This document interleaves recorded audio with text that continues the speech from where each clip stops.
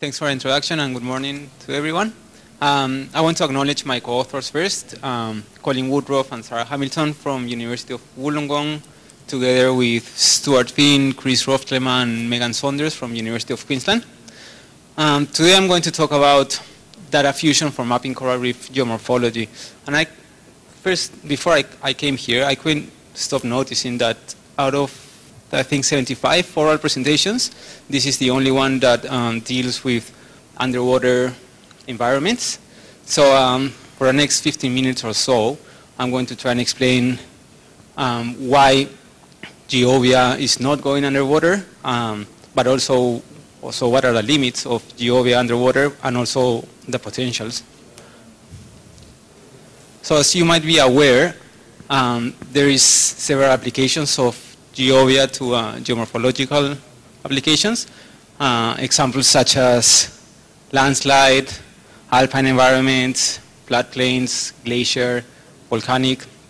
And there has been an increase of these applications for the last 10 years or so, and most of it is due to the advent of LiDAR technology. So the high resolution elevation data sets allow us to characterize these landforms based on topographic signatures using things like roughness, for example. But why not working underwater? So of course it's pretty challenging working underwater. We have a set of our own challenges. So why deal with correcting for water column properties and the lack of LiDAR and hard to access areas? And my point is, why not? It's a beautiful environment to work on. Warm tropical waters, clear waters, such as Rio on the weekend.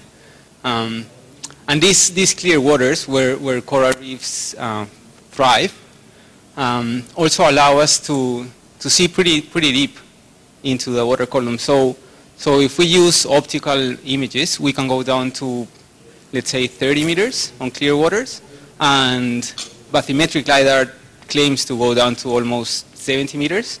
So it's let's say an easy to interpret environment.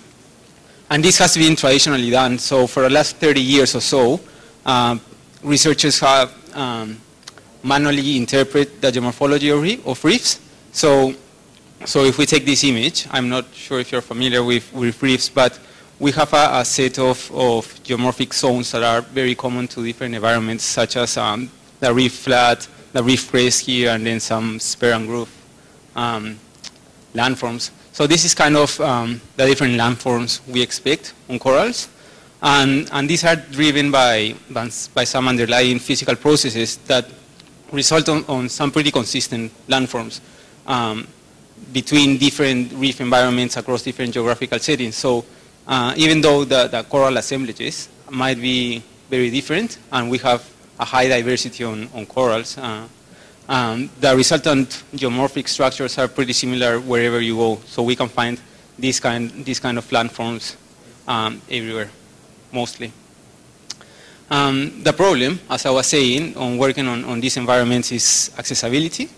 So getting to reefs is not easy, and because LiDAR, at least the red LiDAR, doesn't penetrate water, you only rely on bathymetric LiDAR, which is not that common, and doing field measurements is not straightforward.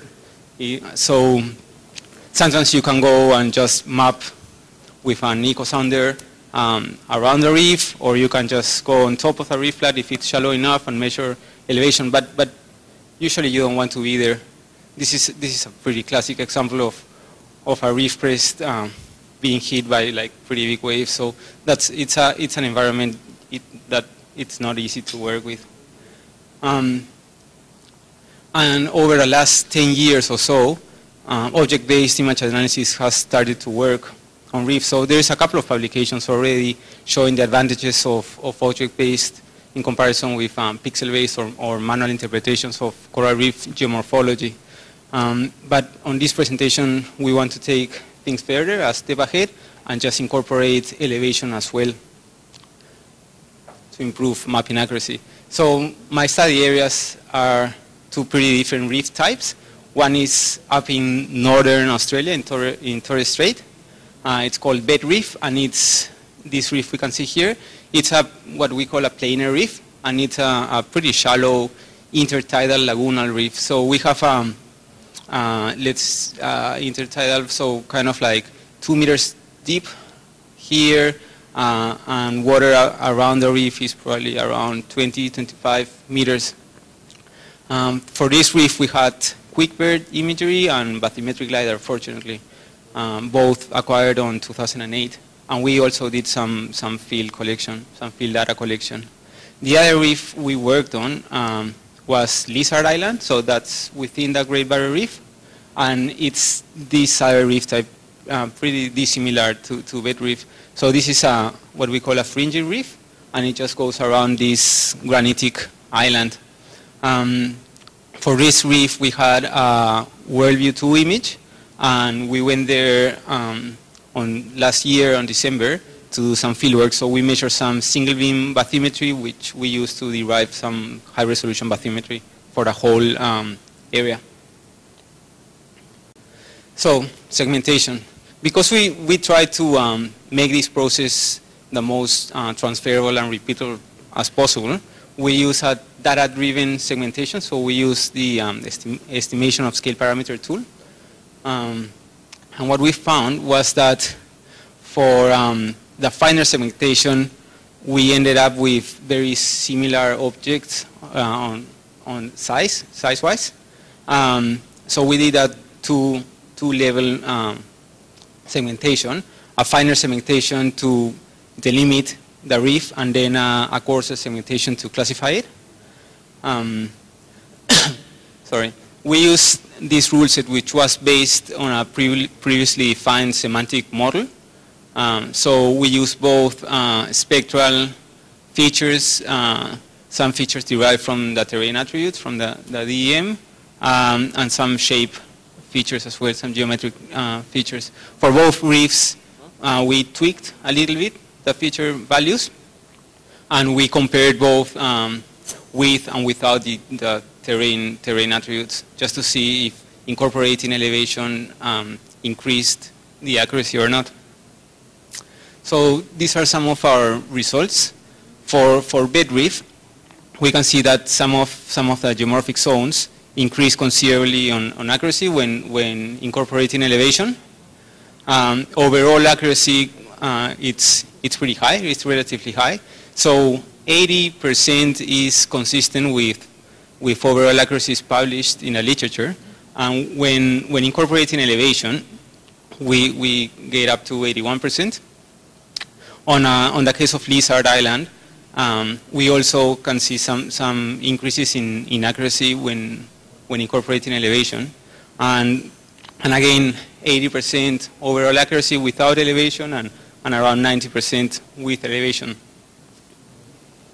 So some of the issues, mainly to do with ground references. So working underwater doesn't allow us to just walk there and take some pictures and look at the things as you could do on other environments. So we are using a multi-scale type of accuracy assessment. So going from some like point-based photos taken on underwater transects to low altitude flights to get these higher kind of resolution aerial photos, to more landscape type references based on aerial photos or panchromatic bands when available. So the problem we have is that for this case, we only used a confusion matrix, which is a good indicator of the thematic accuracy, but again, we are lacking that geometric and location accuracy assessment, which is so important on object-based image analysis. So some future directions that we can foresee for this type of research. On Lizard Island, we additionally took some images using underwater cameras, where we can use some image-based 3D reconstruction to get pretty high resolution digital elevation models. So we are planning on using this type of approach and attaching these cameras to this type of autonomous underwater vehicles. So basically a robot. We just leave the robot to like swim on the reef and just collect all of these photos, and then we can just reconstruct elevation. So can you please click that? So here we can see the results of reconstructing the elevation from these cameras. And as you can see, or as you will see, you have a pretty good detail of the structure of the reef. So you can see like individual coral bomies and all of this. So I think this is, in the future, this is going to become a really good data set to incorporate into our interpretation and allow us to better distinguish the different geomorphic zones.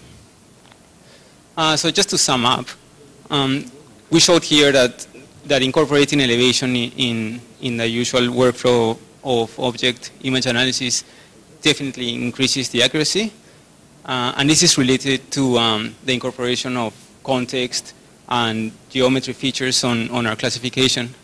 Of course, there's a lot of limitations that come from data quality and availability. So in this case, we don't have LiDAR as in our terrestrial applications, but but we're trying to overcome those issues with new technologies. And a main point here is the way accuracy assessment has been done, as in it's only, well, in this case, we only use thematic accuracy, but geometric and location accuracy are things that we have to consider to improve the transferability of rule sets and the repeatability, which are two of the most important things on object-based, as it was mentioned on the keynote earlier today.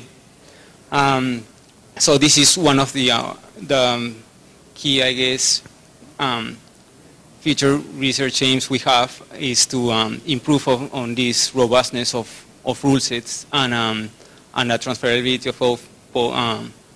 of these rule sets to apply to different reef types and to different environments. Thank you very much.